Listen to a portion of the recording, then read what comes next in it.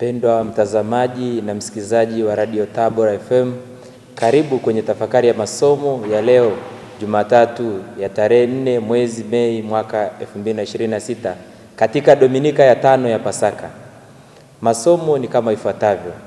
Somo la kwanza linatoka kitabu cha Matendo ya Mitume sura ya 14 aya 5 hadi aya 18, na somo la Injili ni Injili takatifu kama ilivyoandikwa na Yohane sura 14 aya 21 hadi 26. Karibu tusikilize somo la Injili.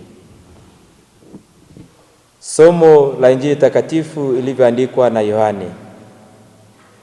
Yesu aliwaambia wanafunzi wake, yeye aliye na amri zangu na kuzishika, yeye ndiye anipendaye.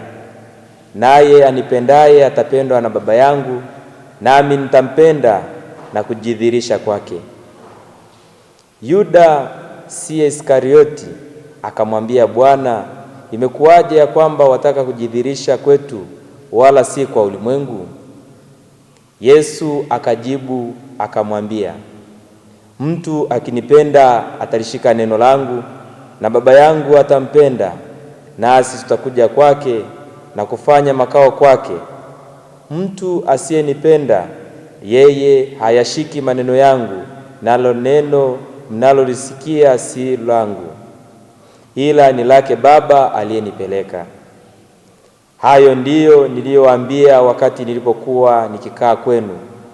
Lakini huyo msaidizi, huyo Roho Mtakatifu, ambaye Baba atampeleka kwa jina langu, atawafundisha yote na kuwakumbusha yote niliyowaambia. Neno la Bwana. Sifa kwako, Kristo.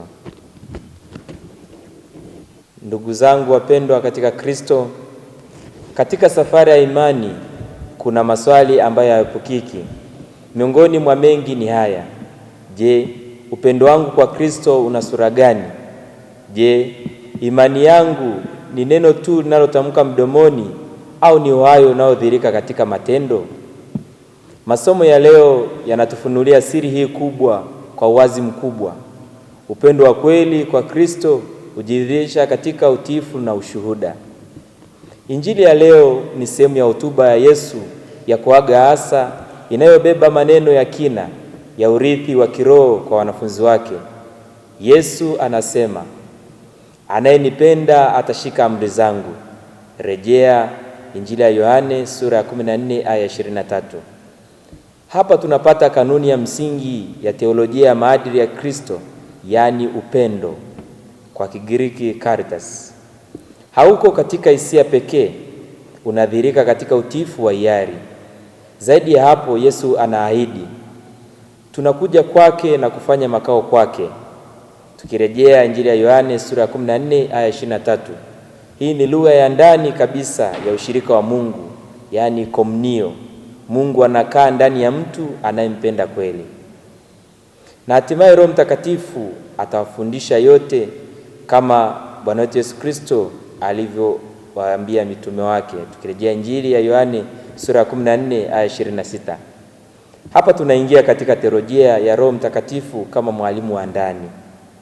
Kama alivyofafanua Papa Benedikto wa 16, alisema kwamba Ukristo si mfumo wa sheria, bali ni tukio la kukutana na nafsi ya Yesu Kristo aliye hai.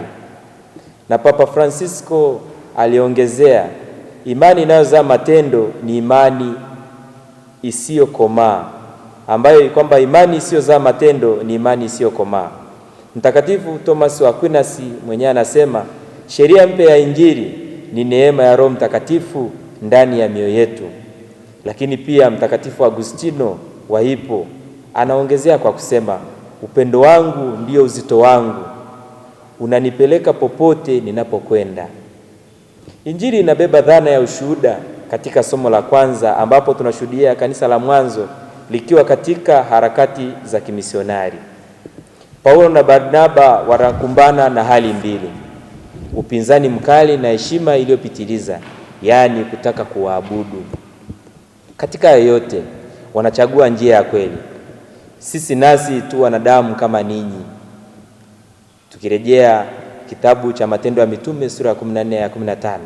Hii ni teolojia ya unyenyekevu wa mitume.